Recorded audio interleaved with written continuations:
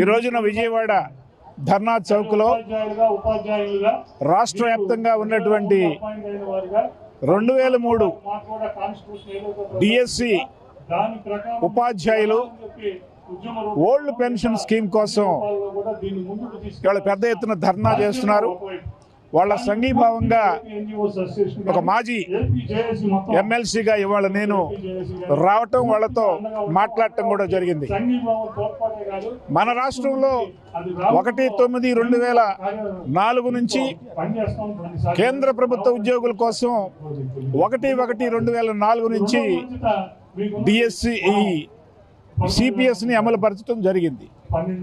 అయితే ఈ 2003 డిఎస్సి నోటిఫికేషన్లో ఎక్కడా కూడా మీరు సిపిఎస్ స్కీమ్ కింద వస్తారు అనేటటువంటి మాట లేదు, ఉండటానికి అవకాశం లేదు.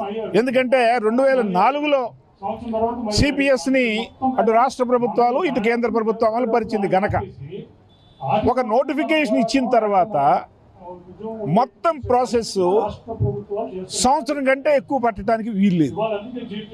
కానీ మీరు 2003 ఎప్పుడో ఏప్రిల్లో నోటిఫికేషన్ ఇచ్చి 2005లో వాళ్ళకి అపాయింట్మెంట్స్ ఇవ్వటం వలన వాళ్ళు ఓపీఎస్ కోల్పోయారు. తప్పు డిఎస్సి 2003 అభ్యర్థుల్ని కాదు, ఏదైతే గవర్నమెంట్ ఉందో.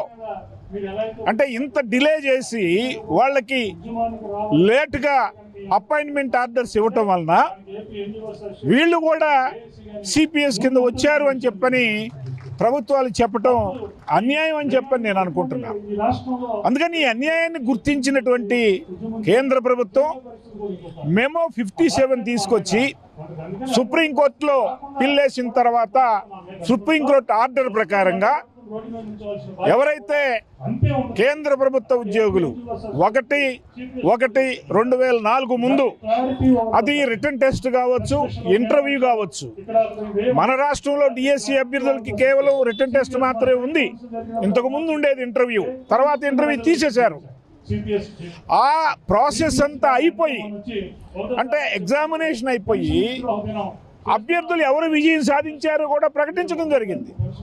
ఇంక అపాయింట్మెంట్ ఇవ్వటం ఎలాగా అయితే అపాయింట్మెంట్ ఇవ్వటానికి 2 సంవత్సరాలు తీసుకోవటం ఏంటి?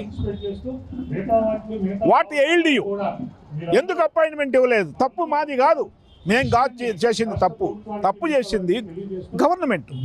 అందుకని ఇది గుర్తించినటువంటి సుప్రీంకోర్టు వాళ్ళ కోరిక న్యాయమైంది, తప్పు చేసింది సెంట్రల్ గవర్నమెంట్, రాష్ట్ర ప్రభుత్వాలు. అందుకని ఎవరైతే రాష్ట్ర ప్రభుత్వం మన ఆంధ్రప్రదేశ్ తీసుకుంటే 1/9/2004 ముందు డిఎస్సి 2003 అభ్యర్థులు 11,000 మంది ఉన్నారు. అది పోలీసులు కావచ్చు, ఎన్జిఓలు కావచ్చు, టీచర్లు కావచ్చు. టీచర్లు ఎక్కువ మంది ఉన్నారు, వాళ్ళు 8,000 మంది ఉన్నారు. వాళ్ళందరికీ కూడా ఓపీఎస్ అమలు పరచాల్సినటువంటి నైతిక బాధ్యత ఉంది. ఇది రాజ్యాంగపరమైనటువంటి హక్కు కూడా వాళ్ళకి.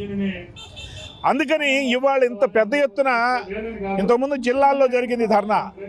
ఇవాళ రాష్ట్ర వ్యాప్తంగా దాదాపు 3,000 మంది పైన ఇవాళ 2003 అభ్యర్థులు వచ్చారని చెప్పారంటే వాళ్ళల్లో ఉండేటటువంటి బాధ, వాళ్ళల్లో ఉండేటటువంటి వేదన ప్రభుత్వం అర్థం చేసుకోవాలని చెప్పని నేను అనుకుంటున్నా. ఈ మధ్య మేము నోబెల్ టీచర్స్ అసోసియేషన్ కలిసి మన రాష్ట్ర మానవ వనరుల శాఖ మంత్రి లోకేష్ గారిని కలిసినప్పుడు ఇది కూడా ఒక డిమాండ్ పెట్టాం.